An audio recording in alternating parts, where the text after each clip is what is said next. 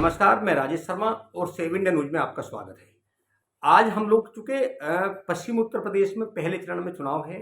19 अप्रैल को यहाँ पहले चरण की वोटिंग होनी है और पहले चरण के चुनाव में पश्चिम उत्तर प्रदेश में मैं बार बार इसलिए कहता हूँ चूंकि यहाँ दो केंद्रीय मंत्री थे, गाजियाबाद में जनरल वीके सिंह, उनका इस बार टिकट काट दिया गया है।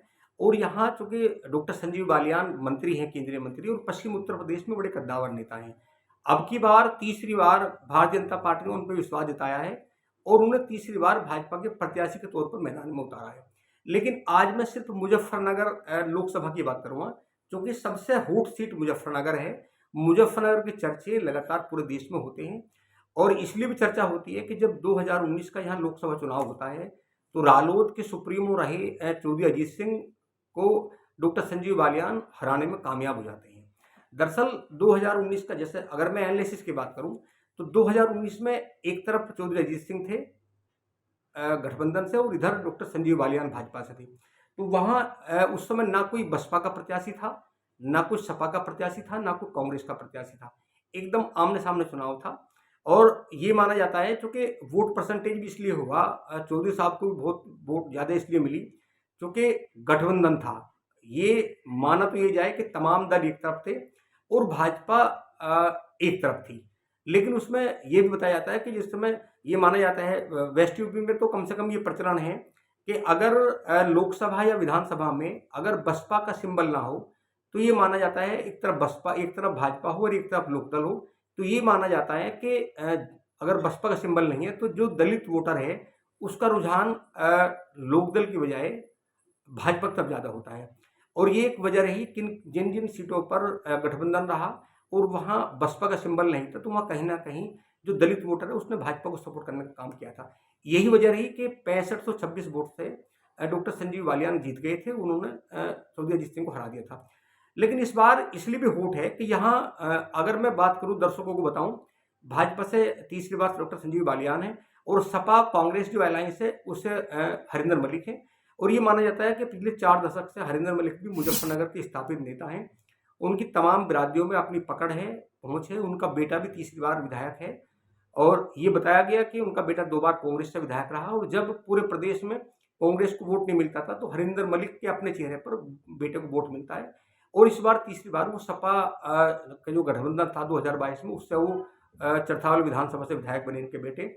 तो लगातार जिस समय पूरा इस समय चूंकि मुजफ्फरनगर पे पूरे देश की नज़र भी है, पूरी मीडिया की नज़र मुजफ्फरनगर पे है, लेकिन इस बार चौंकाने वाले तथ्य इसलिए हैं क्योंकि इस बार बसपा से दारा सिंह प्रजापति है और दारा सिंह प्रजापति भी मजबूत लड़ाके हैं। वो जिस वोट बैंक पर चुनाव लड़ रहे हैं उनका मजबूत वोट बैंक है, क्योंकि इधर संजीव बालियान बीजेपी से हैं, जाट नेता हैं, जाटों के बड़े नेता हैं। उधर हरिंदर मलिक कांग्रेस और सपा अलायंस है, वो भी बड़े नेता हैं, मुजफ्फरनगर के स्थापित नेता हैं। उनकी भी तमाम बिरादरियों में पकड़ है, जिस तरह डॉक्टर संजीव बालियान की है। ऐसी दारा सिंह चौहान, चूंकि वो अति पीढ़ी जाति से हैं, प्रजापति, क्योंकि ये जो वोट है प्रजापति का, ये तमाम वोट बीजेपी को मिलता है। अगर मैं दारा सिंह प्रजापति के दावों की बात करूँ तो चूंकि दावा तो प्रत्याशी करते हैं, उनकी दावा की बात करूँ तो उनका कहना है कि जो ठाकुर बाहुल गाँव हैं, ब्राह्मण बाहुल गाँव हैं और जो सैनी बाहुल गाँव हैं, जो पाल बाहुल गाँव हैं, इन तमाम गांवों में जिस उत्साह के साथ दारा सिंह प्रजापति का स्वागत किया जा रहा है, उनका अपना दावा है कि जो अति पिछड़ा वोट है वो बसपा के साथ है। अति पिछड़ा और मुस्लिम वोटों का समीकरण है और जहां तक वो दावा करते हैं कि ब्राह्मण और ठाकुर वोट भी उन्हें बड़ी संख्या में मिल रहे हैं और दूसरे सैनी पाल ये सब बड़ी संख्या में मिल रहे हैं, तो उनका भी दावा ये है। तो अगर मैं इनके सबके दावों की बात करूँ तो इस समय त्रिकोणीय मुकाबला इस समय है। और जैसे इस समय जो त्यागी समाज है, त्यागी ब्राह्मण समाज, क्योंकि त्यागी बीजेपी का कैडर वोटर है त्यागी और ब्राह्मण, लेकिन इस बार यहाँ त्यागी समाज ने भाजपा से नाराज है या डॉक्टर संजीव बालियान से नाराज है, लेकिन उन्होंने अपना प्रत्याशी उतार दिया है और उनका कहना है कि अलग प्रत्याशी हों, कि उनके अलग प्रत्याशी है। बिजनौर की बात करें, बिजनौर से मुजफ्फरनगर में सुनील त्यागी उनके प्रत्याशी इंडिपेंडेंट चुनाव लड़ रहे हैं और जब त्यागी को गाँव में जाते हैं तो उनकी भीड़ भी कोई कम नहीं होती, उनको भी अच्छा उत्साह है। जब जाट वोटों की बात, जो जाट बेल्ट है बुढ़ाना जो विधानसभा है मुजफ्फरनगर की, वहाँ जब देखा जाता है तो वहाँ भी संजीव बालियान और हरिंदर मलिक दोनों मजबूत वहाँ चुनाव लड़ रहे हैं। इस बार जिस तरह ठाकुर समाज में नाराजगी है, जो बीजेपी को लेकर नाराजगी है, कहीं कहीं क्योंकि बीजेपी को लेकर नाराजगी है, तो जाहिर सी बात है कि डॉक्टर संजीव बालियान बीजेपी के प्रत्याशी हैं, इनका विरोध होना स्वाभाविक है। इसलिए भी है क्योंकि उनका ये मानना है कि उन्हें भाजपा ने कम हिस्सेदारी दी है। अभी ननौता में बड़ी पंचायत हुई है और लगातार प्रस्तावित है बहुत सारी पंचायतें। 16 तारीख को सरदना विधानसभा के खेड़ा गांव में बड़ी महापंचायत है।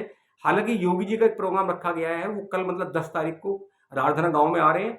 योगी जी की रैली के बाद में कितना परिवर्तन आएगा ये तो समय बताएगा, लेकिन इस समय त्रिकोणीय मुकाबला है। और जो बीजेपी का कैडर वोट है, चाहे ठाकुर हो, चाहे ब्राह्मण हो, त्यागी हो, चाहे प्रजापति वोट हो, इसमें कहीं ना कहीं सेंधमारी दूसरे बसपा ने भी की है और सपा कांग्रेस एलायंस ने की है। हालांकि कौन जीतेगा कौन हारेगा ये तो पता मतगणना के बाद चलेगा, मतदान के बाद जब मतगणना होगी 4 जून को जब नतीजे आएंगे। लेकिन ये जरूर है कि इस बार बीजेपी की कुछ मुश्किलें बढ़ी हुई है और मुश्किलें बढ़ी है उसके कोर वोट की नाराजगी की वजह से। आप लगातार देखते रहिए 7 इंडिया न्यूज। 7 इंडिया न्यूज आपको लगातार अपडेट देगा। प्लीज आपसे रिक्वेस्ट है चैनल को एक बार सब्सक्राइब करें, वीडियो शेयर करें। नमस्कार।